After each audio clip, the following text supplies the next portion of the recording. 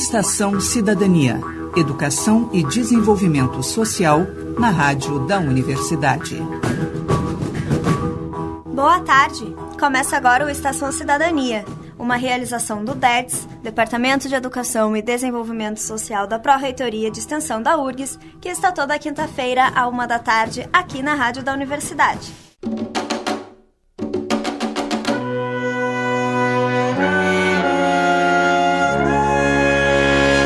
Mil nações moldaram minha cara. Hoje conversamos com Meg Rayara Gomes de Oliveira, doutora em Educação pela Universidade Federal do Paraná. Ela foi a primeira travesti negra a se tornar professora universitária e esteve em Porto Alegre para palestrar no evento Relações Étnico-Raciais de Gênero e Sexualidade em Direitos Humanos, promovido pela FACED em comemoração ao Novembro Negro. Hoje apresentamos a segunda parte da conversa, que continua na semana que vem. Meg, voltando um pouco no assunto da questão da demonização dos LGBTs, né? A gente está vivendo um momento no Brasil bastante delicado para essas pessoas e teve no ano retrasado, eu acho, a questão do Queer Museu, que as pessoas trataram a questão da criança viada como sendo pedofilia, vulgarização, assim. E tu, como uma pessoa que estuda educação, como que tu acha que qual o papel da educação para combater esse preconceito? Né? Bom, primeiro, uma coisa que as pessoas esquecem é que nós fomos crianças, né? E a nossa infância, ela foi muito violentada. Assim. Eu, particularmente, eu tive uma infância cheia de altos e baixos, assim, sabe? Para eu poder expressar quem eu era, eu tinha que me esconder, eu tinha que fugir desses espaços públicos, principalmente na escola, para eu poder construir uma identidade que era contra-hegemônica, assim. Então, e na tese mesmo eu discuto, né, o direito de ser uma criança bicha, de ser uma criança viada, de ser uma criança afeminada, justamente por conta de todos esses aparatos, né, normalizadores que estão incidindo sobre essa criança, né? E o futuro que importa, muitas vezes, é um futuro que é anunciado no corpo de uma criança branca, cisgênera, heterossexual. Né? Se essa criança reivindica o direito a uma existência que foge desse padrão, automaticamente essa criança passa por um processo de patologização. Se essa é uma criança, se é um menino muito afeminado, ele já é encaminhado, né, para um profissional, né, da psicologia, da psiquiatria, para tentar restituir nele uma masculinidade que nem sempre ele quer expressar, né? Porque assim, quando eu não dominava os códigos de masculinidade e que eu era cobrada, né, por conta disso, ninguém me perguntava se eu queria dominar aqueles códigos. Eu era simplesmente eu não era um sujeito, né? Eu não existia enquanto pessoa, né? O que existia eram esses aparatos, esses artefatos biopolíticos que vão incidindo sobre mim. Então, a educação, ela precisa levar em consideração essa pluralidade de existências, né? Os múltiplos sujeitos que compõem a sociedade, né, eles passam em algum momento pela escola. E as crianças LGBTs, elas passam pela escola. Né? Então, é fundamental que essas crianças também tenham espelhos muito positivos, muito potentes. Porque eu sou professora, né, dou aula de desenho e pintura também na Fundação Cultural de Curitiba, e eu trabalho com crianças a partir dos 7 anos. Eu tenho várias crianças que fazem aula comigo. E todas elas sabem que eu sou uma pessoa trans, que eu sou uma travesti. E não é problemático para elas, não é problemático para as famílias, porque eu sou tratada e vista e respeitada como uma profissional, né? Mas ao mesmo tempo que eu tenho que cumprir esse meu papel enquanto docente, eu também sou um espelho para aquelas crianças que não têm uma identidade de gênero ou uma orientação sexual hegemônica. Então, essas crianças precisam obrigatoriamente de acessar, né, modelos de uma forma positiva, assim, porque eu não tive outros modelos de travestilidade a não ser as meninas que trabalhavam, né, com dublagem em shows em boates e na prostituição. Eu sou muito grata a essas meninas todas, assim, porque elas vão pavimentando o caminho por onde eu transito. Mas só que a gente precisa mostrar, né, e discutir com a sociedade que a minha identidade de gênero não me impede de exercer nenhuma profissão. O que me impede é a transfobia que se mostra como um obstáculo. Então, a gente precisa fazer esse debate de uma forma bastante consciente, coerente. Porque assim, eu dou aula para as licenciaturas na Universidade Federal do Paraná.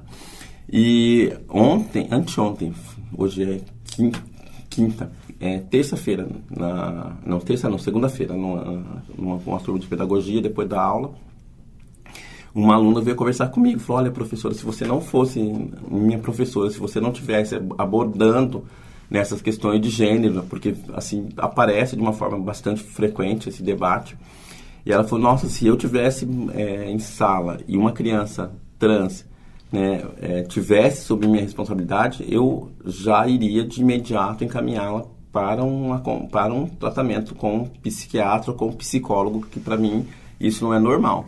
Como se existisse uma idade específica para a gente expressar esse gênero. Então, a educação ela precisa, sabe, estar o tempo todo atenta, né, para a questão dos direitos mesmo, sabe? Que a infância ela precisa ser exercitada de uma forma plena, absoluta, e todas as infâncias, não somente a infância universal, não somente a infância padronizada, mas as infâncias como um todo, assim, porque quando um menino ele questiona, né, o seu gênero, né, a partir da biologia, isso não é uma questão que deva ser desconsiderada. Esse questionamento precisa ser levado a sério, essa criança precisa ser ouvida, né, e não se trata, né, como algumas pessoas vêm dizendo, você vai doutrinar. Não existe a menor possibilidade, gente, porque eu cresci dentro de uma família heteronormativa. Eu tenho 4 irmãos, todos cis, héteros, e 2 irmãs cis, héteras, sabe? E nós recebemos as mesmas informações, nós convivemos com os mesmos, com os mesmos artefatos, acessamos os mesmos lugares, e desde que eu me entendo por gente, eu sempre soube que eu não era uma pessoa do gênero masculino. E isso não é um problema, inclusive para minha família não é problemático, assim, sabe? O problema ele começou a vir a partir do momento que eu vou para a escola e que vem todo esse discurso, olha, tem que dar um jeito nesse menino, olha, não sei o que, assim, tem, sabe? Como se a orientação sexual, a identidade de gênero, ela fosse um desvio de caráter, né? Como se, e aí que mora que reside um grande perigo. Que quando a gente defende o direito a uma expressão de gênero ou de orientação sexual, nós não estamos defendendo a prática sexual. Nós não estamos dizendo que essas pessoas vão começar a fazer sexo. Não é isso, gente. É um direito a uma existência, como qualquer pessoa, sabe? E esse processo de demonização passa justamente por isso, pela violência, né, pela normalização, sabe, pelo sucateamento de uma infância, né, de impedir realmente que a criança ela expresse, né, aquilo que ela é de uma forma respeitosa, segura, né, porque e também tem várias questões, porque uma criança LGBT, ela tem uma infância mais curta. Quando uma menina trans, uma travesti com 10, 11 anos é aliciada pelas cafetinas ou cafetões, ela vai ela é explorada sexualmente, ela é colocada na prostituição. Para muita gente isso não é uma situação de violência, é tipo assim, ela que pediu, sabe, se ela está ali porque ela gosta, e não é bem isso, assim, sabe? Então o debate é fundamental. A escola ela tem que ter essa responsabilidade, os cursos que formam professoras e professores têm que ter essa responsabilidade. E no meu caso, por ser travesti, não tem como fugir disso. Eu não tenho como deixar de abordar essa questão, né? Como professora, não tenho como. E como professora de artes, como é que tu aborda raça e gênero nessa questão estética? Assim? Então, essa é uma questão que para mim, assim, hoje ela é muito mais tranquila do que... porque no começo, quando eu comecei a fazer debate, porque eu tinha uma dificuldade muito grande de acessar essas obras, de acessar esses artistas. Então eu fui fazendo uma coxa de retalho. E desde 2003, com a Lei 10.639, né, que obriga a educação básica a trabalhar com a cultura africana e afro-brasileira, houve um aumento assim, substancial na produção de obras com esse recorte.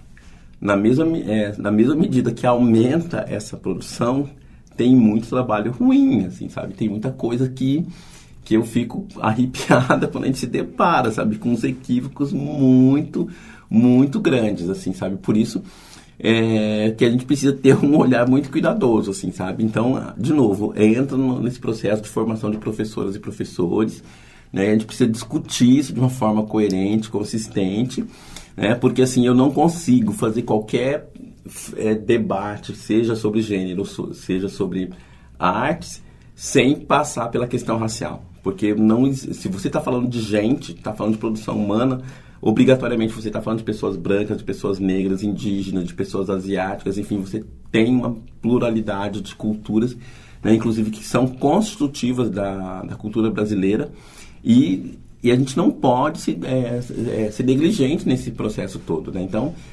à medida, assim, eu cheguei aqui em Porto Alegre ontem, aí eu saio com as meninas, a gente está passeando, e automaticamente a gente consegue enxergar, olha, essa obra foi feita por fulano, esse Beltrano, e assim, e eu quero saber se é uma pessoa branca, se é uma pessoa negra, se é uma pessoa indígena, porque a gente consegue fazer, se aproximando da obra, a gente consegue entender em que medida essa postura antirracista ela vai interferir naquela estética que está presente ali. Porque quando a gente analisa algumas obras retratando pessoas negras, produzidas por pessoas brancas, a abordagem é uma. Quando a gente vê uma obra retratando pessoas negras, produzidas por pessoas negras, a abordagem é outra. Não estou dizendo que todas as pessoas brancas vão apresentar assim, interpretações depreciativas ou equivocadas. Da mesma forma que não estou dizendo que todas as pessoas negras são politizadas com essa questão. Mas, via de regra, a gente consegue identificar, assim, sabe? Então, quando eu faço esse mapeamento na arte brasileira, eu fico, assim, o que me choca não é, assim, eu me deparar com a quantidade gigantesca de artistas negros e negras. O que me choca é o silêncio que ainda reside na produção teórica de muitos pesquisadores de arte, assim, sabe? Como que eles conseguem falar, né, de produção artística no Brasil, por exemplo, e não levar em conta essa presença africana e afro-brasileira, porque ela é muito visível, ela é muito presente, assim, sabe? E aí o pessoal fala, mas não é necessário porque a gente está falando de uma cultura brasileira e é uma cultura miscigenada.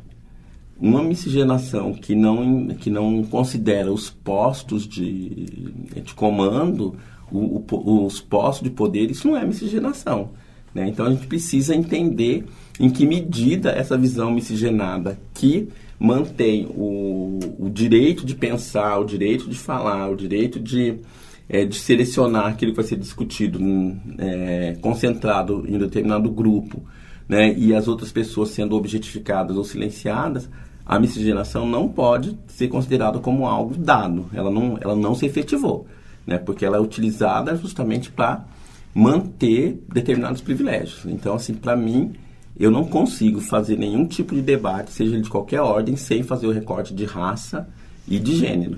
Porque eu não posso fazer uma seleção de artistas e colocar só homens. Eu não posso fazer uma seleção de artistas e colocar só homens brancos. Eu não posso fazer uma seleção de artistas e colocar só homens brancos heterossexuais. Eu não posso fazer uma seleção de artistas e colocar só homens brancos brancos heterossexuais europeus. Sabe? Então, são questões mínimas, assim, sabe, de coerência, de senso crítico, né, que a gente precisa ter. E qualquer pessoa pode fazer isso, sabe? A gente não precisa fazer um doutorado no assunto para a gente ser sensível a ausências, assim, sabe? Porque a ausência, ela precisa ser assim, ela precisa suscitar questionamentos. Por que não tem? Por que não está? Por que não pode? Sabe? Então, essas ausências, elas precisam ser um ponto de partida também.